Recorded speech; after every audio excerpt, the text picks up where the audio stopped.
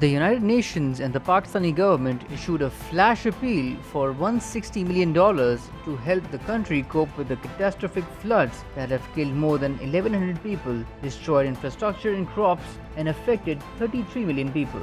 According to the UN Secretary General Antonio Guterres, the funds are said to provide 5.2 million people with food, water, sanitation, emergency education, protection, and health support. In response to the devastation, the government of Pakistan has released funds, including immediate cash relief. But the scale of needs is rising like the floodwaters, and it requires the world's collective and prioritized attention. The United Nations is issuing a flash appeal for $160 million to support the response led by the government of Pakistan.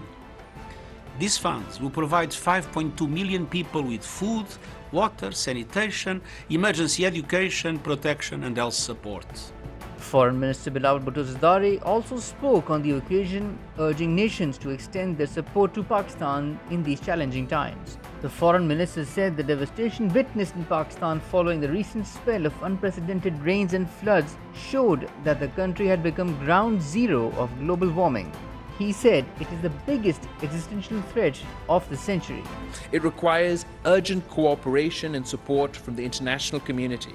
We are profoundly grateful for the initial round of spontaneous solidarity and support from so many of our friends and partners around the world.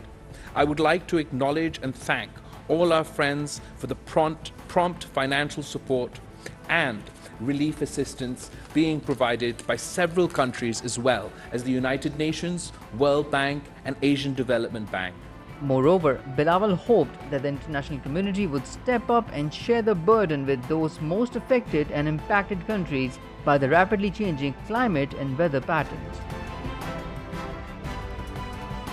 Chief of Army Staff General Qamar Javed Bajwa visited flood-affected areas in Swat today to get a briefing about evacuation and relief operations in Kumrat, Kalam and surrounding areas, according to the ISPR.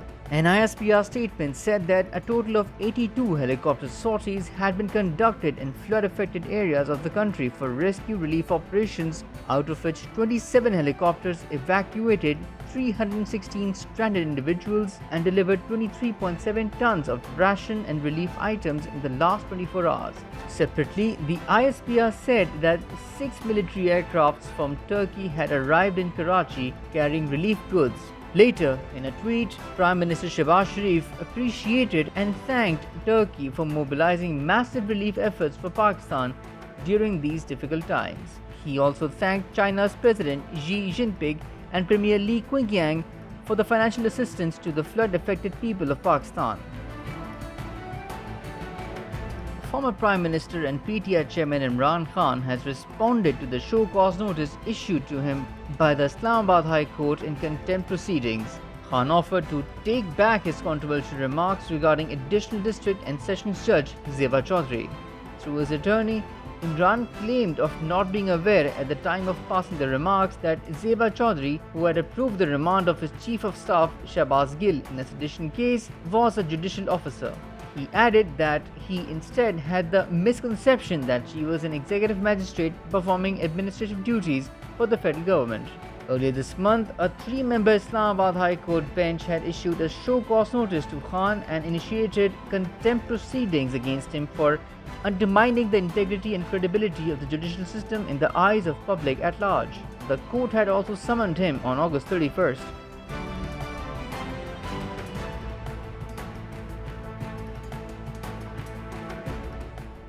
The Pakistani rupee recovered 1.8 rupees against the dollar in the interbank market today.